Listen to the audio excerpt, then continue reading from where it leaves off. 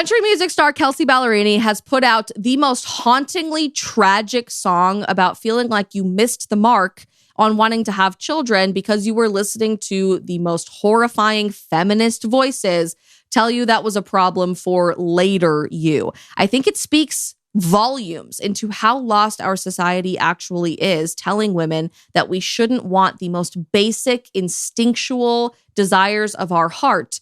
Oh, and by the way, The Economist and other media publications are telling you that if you are a white person tapping into that instinctual desire to want to have babies, you're a Nazi eugenicist, apparently. How on God's green earth can we turn around the fertility crisis in America? And what do women need to do to tell boys that won't commit to kick it to the curb? We're breaking it all down today on The Isabel Brown Show.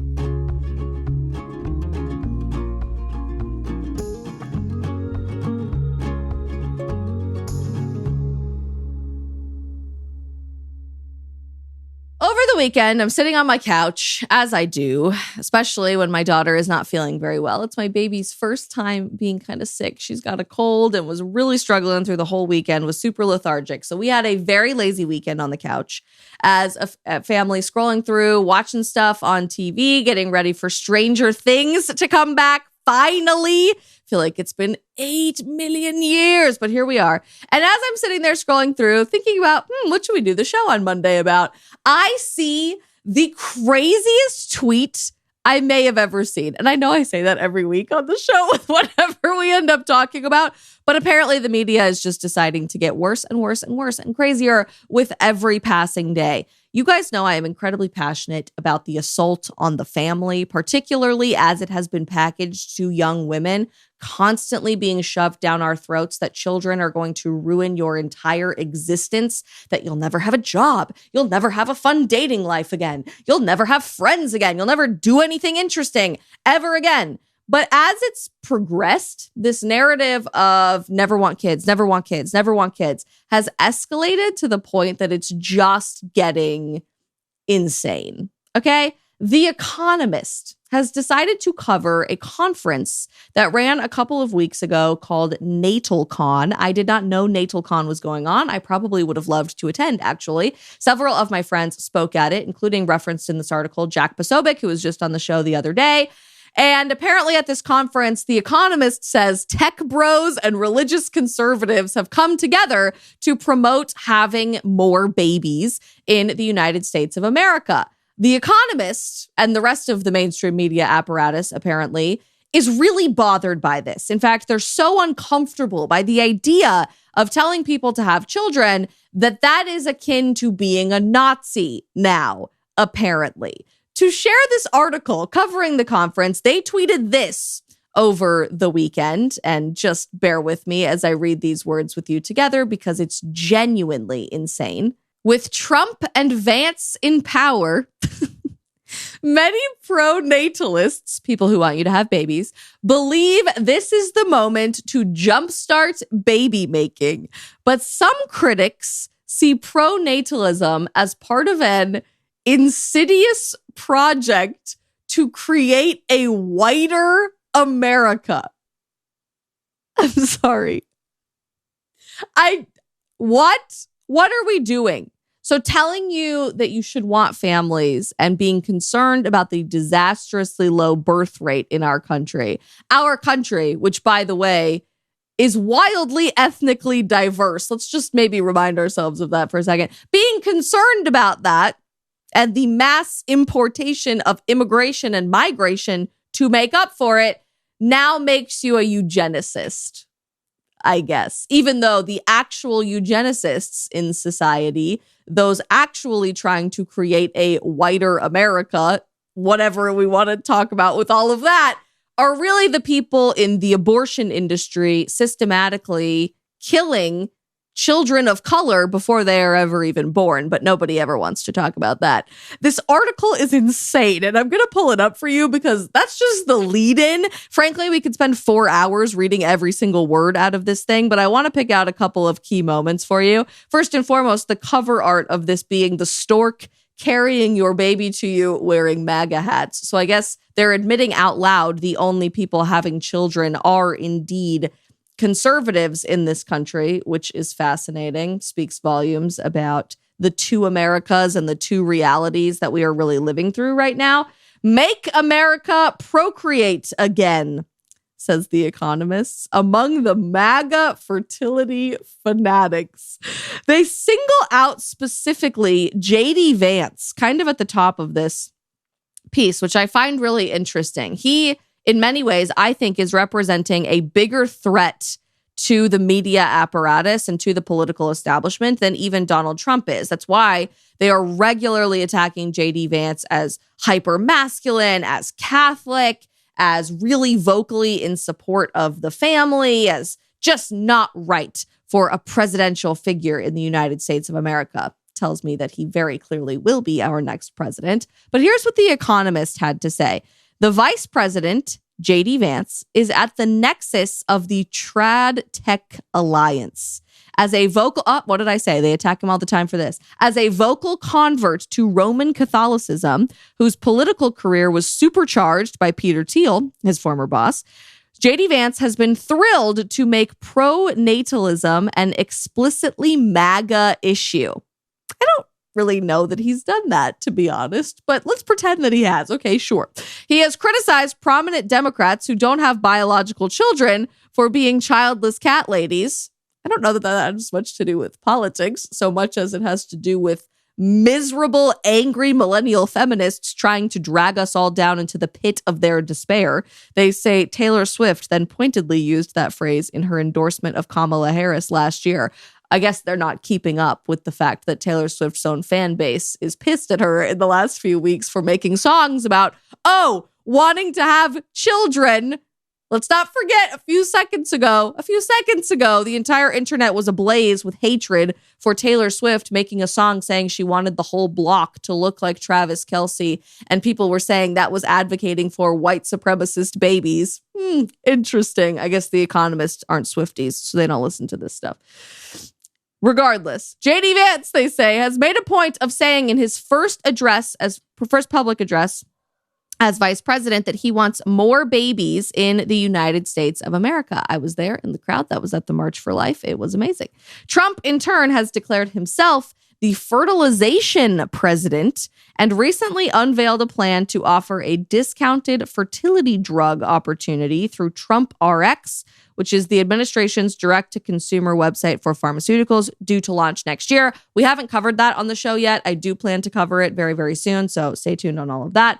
But they also failed to admit here that that was made kind of in jest. The whole, maybe I'll be known as the fertilization president was an offhanded joke made once by President Trump. But actually quite a legacy. I would be happy with that being President Trump's legacy. They say this: there was a sense among many at NatalCon that with Trump and Vance in power, the moment to jumpstart American baby making had come at last. But those gathered outside the museum on the opening night of the conference had a different impression, that pro-natalism was part of a broader and more insidious project to create a whiter America. A group of protesters, their faces mostly covered, shocking, color me shocked, gathered in the museum's courtyard. Nazis off our campus. They screamed through a megaphone as conference attendees streamed in. One sign read eugenicists with the word natalists crossed through. Back to the show in just a second. But first, I'm so excited to tell you about our friends at Shopify, who are making entrepreneurship possible for so many young people getting started out on your journey to start your own business. I remember when I started my LLC in 2020, it was so overwhelming and so confusing. There were 8 million pieces of paperwork to sign, and I had no idea what I was doing. But thankfully, that's exactly where today's sponsor, Shopify, comes into the picture. Shopify powers millions of businesses worldwide and handles 10% of all U.S. e-commerce, supporting everyone from major household names to entrepreneurs just starting out like I was a few years ago. Even if you can't design a website at all or have no idea how to get your business off the ground, you are covered right from the beginning with their beautiful, ready-to-use templates that can match your brand's unique style. If you need any extra help along the way, their AI tools are specifically built for commerce that can assist with everyday tasks like enhancing your product images, writing compelling product descriptions,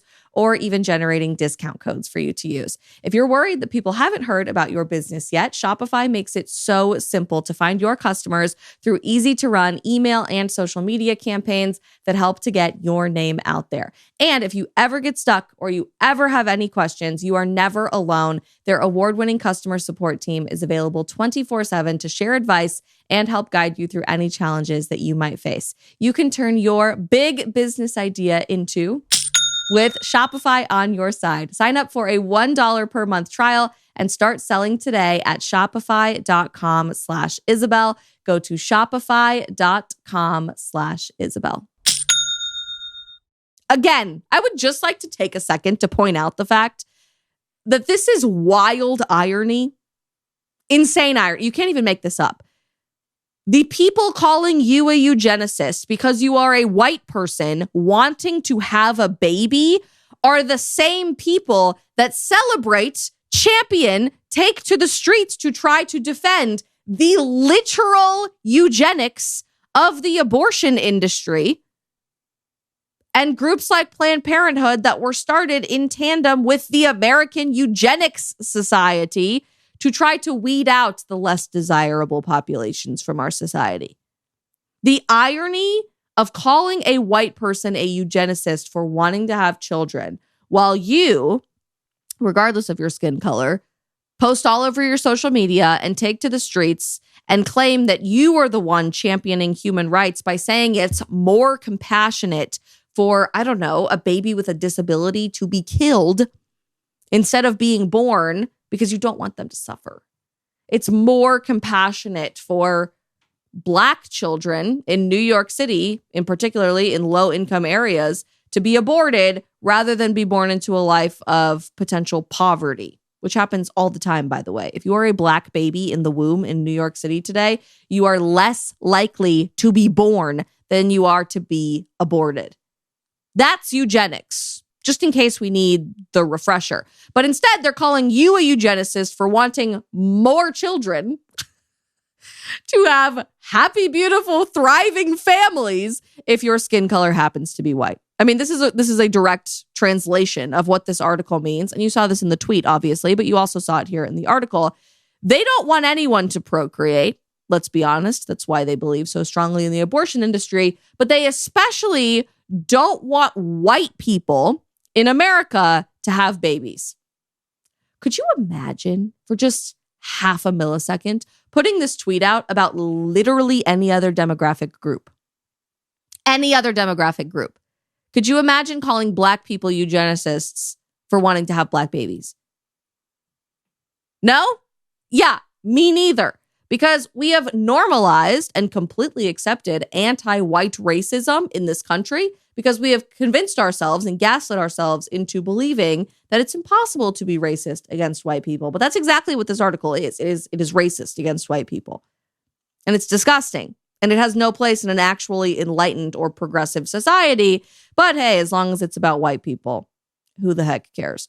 This article goes on to admit that we actually do have a problem with birth rates in America. They say globally birth rates are falling. Recent analysis conducted by this publication suggests that if current trends continue, the world population is likely to peak in 2065 at 9.6 billion people and then tumble. It is even possible that it might stop growing in the 2050s and never exceed 9 billion. America currently has a total fertility rate of 1.6 children per woman, and that's falling, by the way.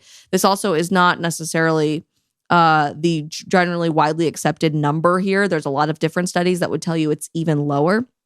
But let's pretend it is 1.6, meaning that it is well below the general replacement rate for a society of 2.1. That's the standard estimate of what's required to keep a population stable. But it is more fecund than Europe or East Asia, parts of which are still reckoning with the total fertility rate of 1 or less. I mean, this is truly a crisis. Then they admit, yeah, it's kind of bad. But actually, we're going to tell you that it's good because we're the media. And why would we ever tell you the truth? We have to tell you what we're told by our corporate overlords controlled by the World Economic Forum more often than not to tell you. In many ways, they say falling birth rates are a symptom of something positive, that more pregnancies are planned and more women, here we go. This is always what it boils down to for these people. More women are exercising agency over their lives. No, they're actually just believing the cultural lies that they need to kill their children in order to be happy. But they have to admit, even though they're trying to convince you this is such a good thing, the consequences of population decline are, at the very best, uncertain. If each generation is smaller than the previous one, there could be fewer workers to shoulder the burden of caring for the elderly or servicing public debt. AI might compensate for the fall in the number of humans, but it's impossible to say how much. They're even going on to talk about needing to bribe women to have babies because the crisis has gotten that bad. And this goes on for like a PhD level dissertation. This is one of their long reads that they have at The Economist. But the whole thing really boils down to the fact that we're not having children. You shouldn't want to have children, especially if you are white, because that's racist. That's actually Nazi behavior. You're a eugenicist if you even want to have children in the first place. But it's actually good. It's a great thing we're not having kids because it just means more women are exercising agency over their own lives. The whole thing to me screams wildly tone deaf when women everywhere in our culture today are starting to wake up and realize that we have been strategically lied to by the powers that be to run away, to sprint as fast as we can in the other direction from our basic biology and our instinctual desire to want to have children. There is a reason when we are growing up as little girls and we play house that we pretend to be moms. There is a reason we love playing with baby dolls. There's a reason that our heart aches when we see such a beautiful baby walking around in the streets or going to work in the morning. It's because we are naturally wired to want that for ourselves. And I'm sick and tired of our society pretending like that's wrong, like that's regressive, like that's anti-woman. And the heartbreaking part about all of this is that it's really starting to manifest in powerful ways across our culture that we've watched an entire generation of women, those who came just before us in the millennial era, realize this too late. And they're realizing that their childbearing years or the opportunity that they would have had to have a family is slipping away very rapidly or already has gone out the window because they bought into this cultural lie for most of their 20s and 30s, only to wake up on the other end and be heartbroken, single, and alone because they believed their job, their career, their personal identity was going to be so much more important to them than building something bigger than themselves.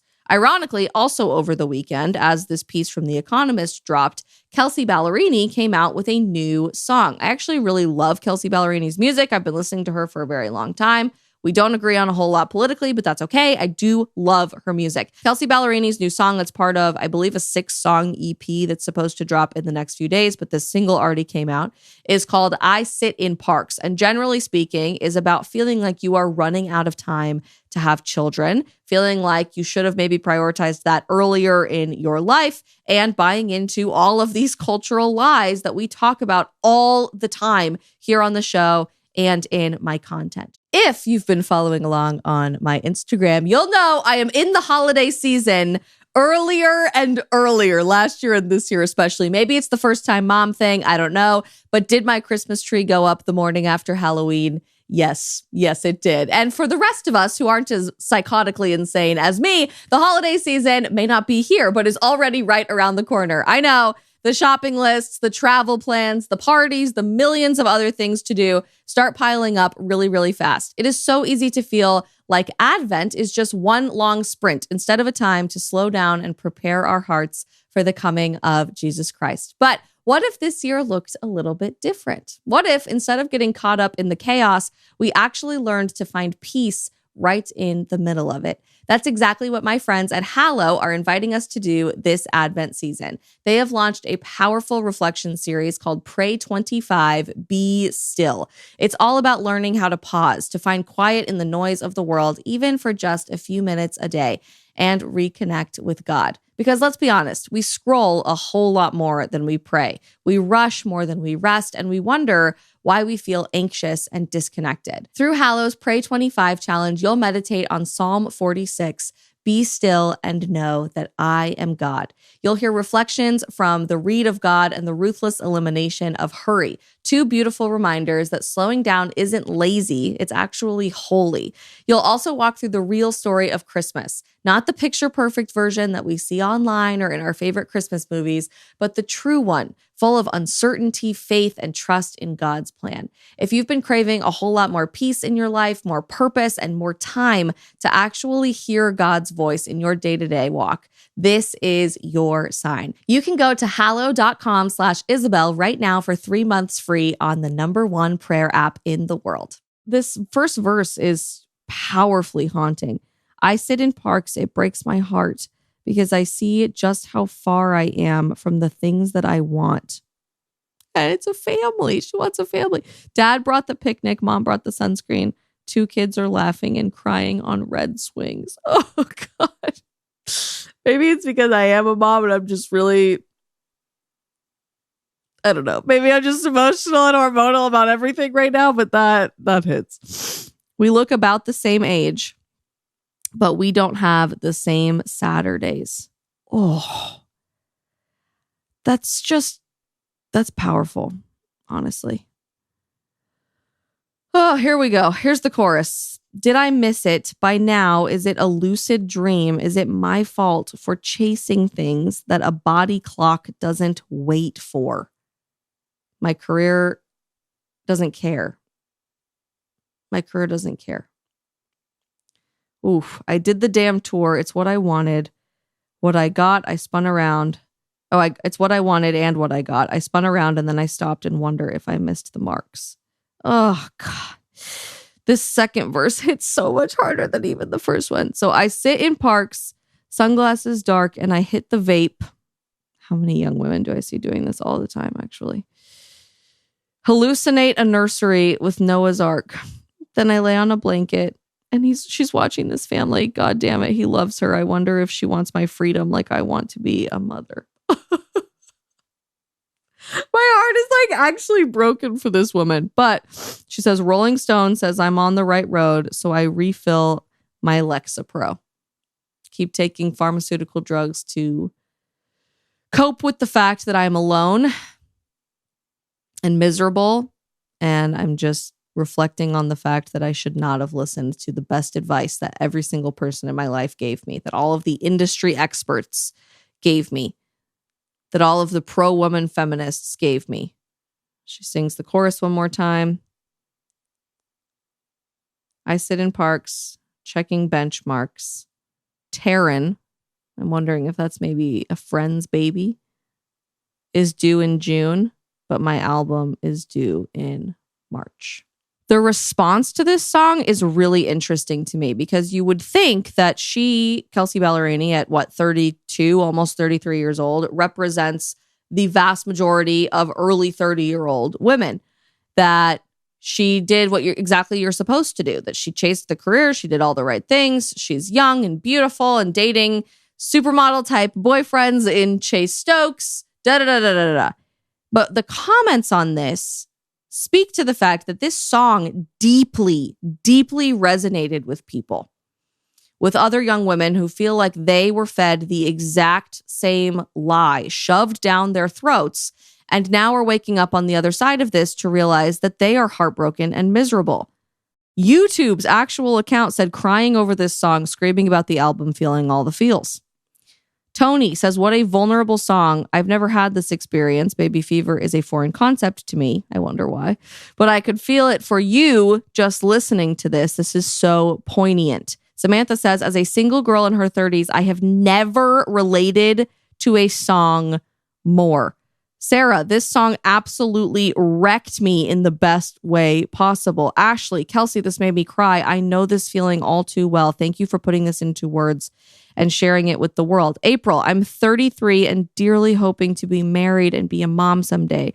I'm seeking to trust God's timing and praying for discernment on how to continue to put myself out there. If I knew what to do differently in dating, I would be doing it. I don't even know what to do.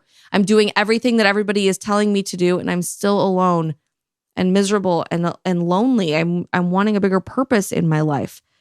Oh, Booth says, sister, if only you knew how much your journey is relatable to my own. Wow. Marlene, what a beautiful song. Thank you, Kelsey, for being so vulnerable in your music. You are not alone, babe. I'm 34 and you captured how I am feeling perfectly. Emily, no words, way to make a girl feel things that she didn't even know she could feel. Megan, as I'm trying for my first baby, this resonates so hard watching my friends be mothers. Oh my gosh, this is so... Oh, this is powerful. Absolutely unreal. Kelsey will always have a talent of writing just how we are all feeling. Wow.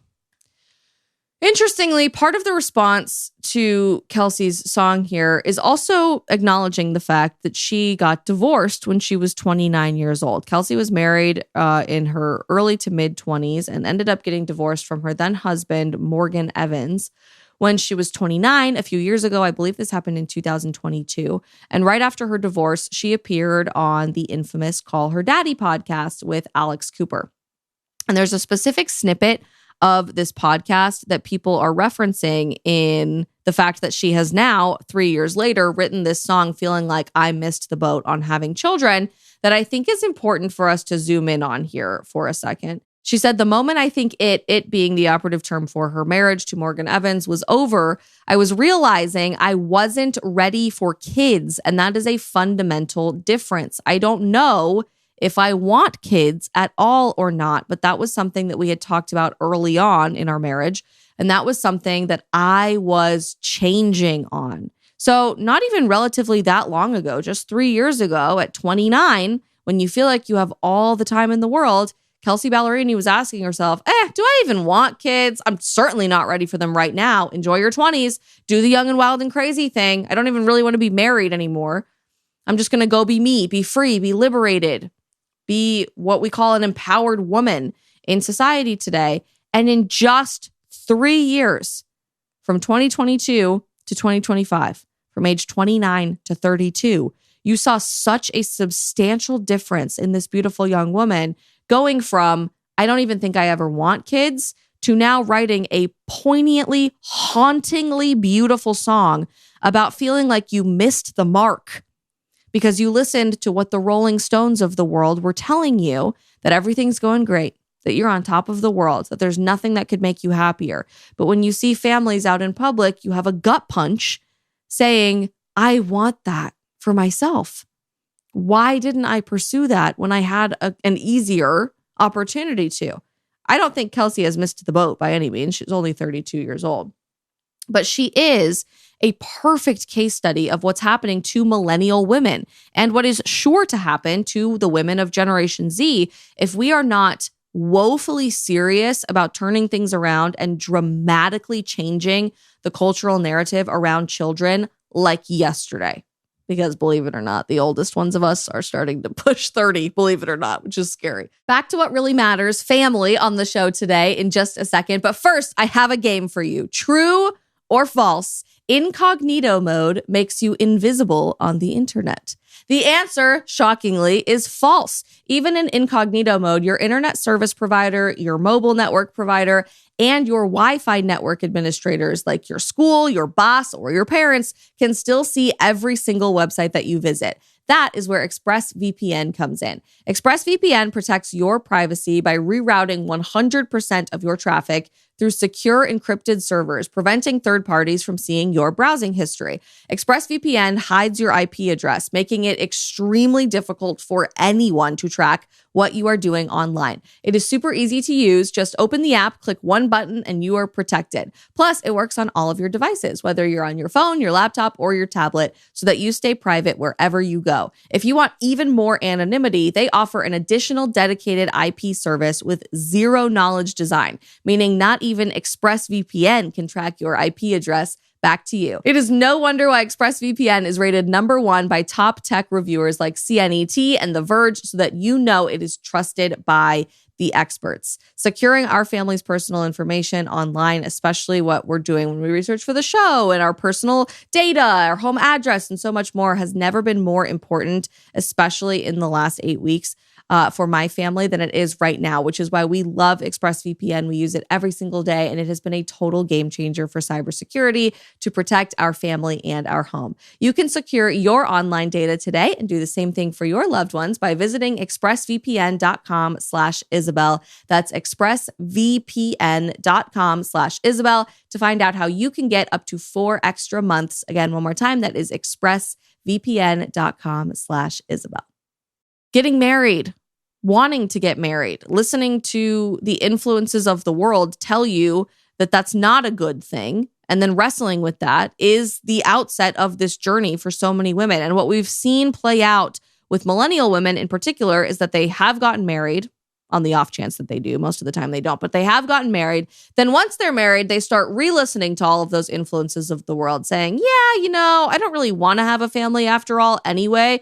So they end up divorced before they are 30. And then they wake up years later, single and confused and alone and feeling like they're running out of time. What the hell just happened for the last several years? So I think it begs the question, how do we fix it? How do we stop listening to the economists of the world telling us that it is evil to want to have children because you are a Nazi eugenicist, apparently, if you think people should be wanting to have babies? And how do we start listening to the desperate plea of do not do what I did from a Kelsea Ballerini in this hauntingly beautiful new song, I Sit in Parks? It starts with personal responsibility, 100%, and realizing that you don't have the luxury of just being loose and wild and crazy and free throughout your 20s. Your 20s are not meant to be wasted. Your 20s are meant to be lived. But it starts first and foremost through that personal responsibility with choosing the right person to spend your life with. I think a big component of all of this, as highlighted in a recent letter to the editor published in The Telegraph, is that so many women ignore that gut feeling that they have day in and day out when they're with the wrong person, and they push it down and they say, it doesn't matter yet, it doesn't matter yet, it doesn't matter yet. So we end up half in, half out committed and kind of casually dating men for years and years and years and years on end, all throughout our childbearing years. And then when they still don't want to commit to us, then we feel robbed of that experience because we didn't leave and go chase something else. The Telegraph late last month posted a letter to the editor called "My Ex Stole My Childbearing Years. Does he owe me anything?" And this young woman wrote into the Telegraph saying that she had been in a relationship with a guy for 10 years. 10 years throughout her late 20s, all the way through her 30s. They bought a house together. She calls it a flat in the UK. They were paying a mortgage together. And then by the time that this guy was 38 years old, he looked at her and said, yeah, I still feel like I have another good decade left in me to keep living my life and doing my thing before I even want to think about kids. But I know that that's different for women, so I'm going to break up with you now. And this woman at 34 years old was then left confused, childless, single, alone, and with nowhere to go, incredibly confused about the fact that she had just invested 10 years of her life and a mortgage into a relationship with someone who wasn't really interested in committing to her long term. And it just broke my heart thinking about how many of us have made that same mistake over the years because we keep listening to this little voice in society telling us, don't worry about it, don't worry about it, don't worry about it, don't worry about it. Your 20s are for fun. Your 20s are to be wild and crazy. Your 20s are meant to be all single, no consequences, just do your thing. And then we wake up in our early 30s or our mid 30s and we start saying something is fundamentally wrong with this picture. This is not how relationships are supposed to go. And maybe we need more radical societal level solutions to shut up that little voice constantly telling an entire generation of women that you should want all of the wrong things and to ignore that instinctual pull towards marriage and children, because that is a beautiful component of the human experience and something that you should be yearning for. So this has now started an internet-wide debate. And in our last few minutes of the show today, I'm dying to get all of your guys' thoughts on this. So please, please, please take advantage of the comment section wherever you are watching the episode today, because we are dying to know what you guys think. People have now, out of this larger conversation around the stealing of your childbearing years or the waking up in your mid-30s and realizing you made all the wrong choices, coming up with some radical societal changes that they are proposing. I'm not endorsing any of these things. I'm just putting things out there and seeing what you guys think about what's being discussed on the internet. Jessica Pin tweeted that she is proposing a bachelor tax on society. She says men should have to pay extra taxes for being single after age 30. Those taxes can go towards financial incentives for married couples to have children. That solves birth rates. Boom, you're welcome. The reason that men specifically need to be taxed extra, especially above a certain tax bracket, is to eliminate the more money, more incentive for success. Ideally, a man's incentive for success should come from providing for his family. Charlie believed that through and through. He talked about that all the time, that when you have a baby, ultimately, all of a sudden you have this like instinctual need to provide and you work harder than you ever have in your entire life. She says it is best if men settle down to avoid men wasting women's reproductive years. Alternatively, maybe you can get out of a single tax if you are in a new registered relationship for less than 2 years, but then you have to get married. That gets all of the relationships registered so that people cannot cheat without the side pieces knowing. All right, that sounds like a whole lot of big government to me, but it is interesting to think about the financial incentives that our society is providing to keep people single. That certainly has been the case of the welfare state, and that certainly has been a problem with the tax code. Something J.D. Vance has pushed to maybe amend is creating a larger child tax credit, which I think is interesting. A man is pushing back on that in her comment section on Twitter and basically saying the opposite. He is recommending that young women be taxed. He says, that's an incredibly dumb idea, but if the idea is to encourage marriage, it would make a whole lot more sense to tax unmarried women over 30. It's an interesting idea. The Economist, in that god-awful long piece on the fact that you are a Nazi if you are a white person wanting to have a baby, talks about this. They call it bribing people to have more babies. Many governments, they say, have tried to bribe people to have more babies. South Korea, which has the lowest total fertility rate on Earth, 0.72. They are literally collapsing as a society, has spent over $270 billion over the past 20 years on pro-natalist policies. They subsidize taxis for pregnant women. They provide free IVF nationwide. And in some towns, they give new mothers free housing. This year, it began granting couples a cash payment of close to $20,000 over 8 years for each child they have. They also reference Viktor Orban's government in Hungary. They spend 6% of their GDP annually on pro-natalist policies, including something that I vow to crusade for in the United States of America. Mark my words, this will be legislation before the Trump administration is gone. If I die on no other hill, I will die on this hill. They have a lifelong exemption from income tax for mothers of 2 children or more. So, whether it's taxing single women over age 30, taxing 30-plus-year-old bachelors who are making a whole lot of money, maybe eliminating income tax for women who have 2 or more kids, free housing. What do we need to do? I'm dying to know what you think are appropriate societal level responses to changing what we're seeing as a collapsing birth rate in our society, because it is disastrously bad. I mean, we are in a position of true economic decline, true population decline, resource issues. This is going to be a problem we leave to our children, our grandchildren, our great-grandchildren. Not to mention, just culturally, a problem that we create entire generations of broken hearts over if we can't dramatically turn things around very, very quickly. So what is your proposed solution to fix the family crisis, or lack thereof family crisis, in America today? And the last thing I'll leave you with is this.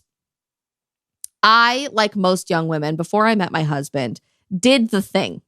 I did the thing that we all do. And I don't think we always like to admit it, because it's uncomfortable and nobody likes to talk about it. And it's sad. And you don't want to be the sad girl who's dealing with all of these feelings in her gut and in her heart. But I dated somebody for years and years and years and years, all throughout college and most of my early 20s, convinced I was going to marry that person. Lo and behold, they did not share the same level of investment in the relationship that I did. And I kind of knew all along that that was something that was gnawing at me and eating at my heart. And it took probably 3 years, at least a solid full 1 calendar year of literal misery, but 3 years probably in total, for me to be able to look in the mirror and say, I have got to move on, because every single day I spend in this relationship is a day that I am not meeting my husband. And I really struggled through that period of my life. I think most young women in our society do today, but we don't know how to confront that, because every single voice in society around us is screaming at the top of its lungs, don't worry about it. That's a problem for your future life. I, by the grace of God, truly, that is the only explanation, met my husband about 4 months after I ended that relationship. And I knew immediately that he was going to be my husband. He told me the very first day he met me, he was not interested in dating anyone unless it was in the pursuit of marriage. And right away in our relationship, we knew that that's where that relationship was headed. We were incredibly honest with each other up front.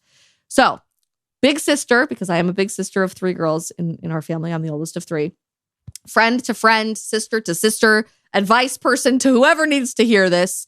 If you are in a relationship that is going nowhere and it has been several years, take this as permission to take the personal responsibility to say, I want more for my life than the emptiness of constantly wondering if someone wants to prioritize me, wants to commit to me, and wants to put me first. Because I think the tragic reality, as we saw in this song from Kelsea Ballerini, when we ignore that little voice, is we wake up in our mid-30s feeling like we're running out of time and that we missed the mark, because our Saturdays, our weekends look different from what the beautiful families we see out in society are experiencing. You should not have to reference these lyrics one more time, hit the vape to hallucinate a nursery with a Noah's Ark, laying on a blanket saying, damn it, this guy loves this girl so much. Why can't I have that in my own life? Listening to all of the feminist voices in society say, you're on the right road. Keep taking your depression meds, because that's the only thing that's going to keep you going. Life is so much bigger. Be courageous. Be bold as a young woman. Be willing to actually give your whole heart away to someone else who's going to cherish it, who's going to shepherd it, who's going to lead it and invest back into it, not leave you wondering if you're good enough, or this person really cares about you enough, or you're ever going to experience what you really, truly, deeply want at the foundation of your life, which is a white wedding dress at an altar and meeting your baby girl in the hospital with this man. If that is not in the cards for you, have the courage to say it's time to move on, because there are literally thousands upon thousands upon thousands upon thousands of men, probably millions of them in our country, who do want those things. It is the number one political priority among Generation Z men to get married and have children. By the way, just putting that out there. So the odds are pretty good. The odds are pretty good out there. Just be willing to embrace more than what our empty culture has to tell you. All right, off my soapbox, I promise. But we love you guys so much. We are back tomorrow for the Isabel Brown Show. And as always, I know it's a really weird news cycle time with the government shutdown and so much weird stuff going on. But if there are topics like this one, tons of you guys asked that we react to this song over the weekend on the show, so we listened. If there are topics that you guys are wanting to see us cover or guests you are wanting to see us interview, please drop us all of those suggestions in the comments of the episode today. And don't forget to subscribe wherever you are watching or listening to catch the next episode of the show. See you tomorrow.